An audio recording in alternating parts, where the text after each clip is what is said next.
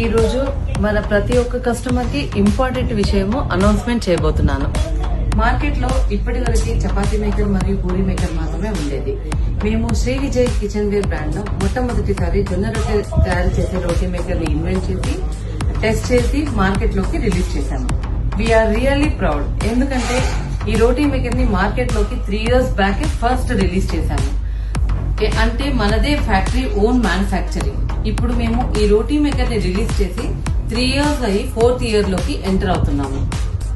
Shri Vijay kitchen ware రోటీ maker trend అయినాక same ఇలాగే కనిపించే చాలా కాపీడ్ ప్రొడక్ట్స్ మార్కెట్ లోకి వచ్చాయి.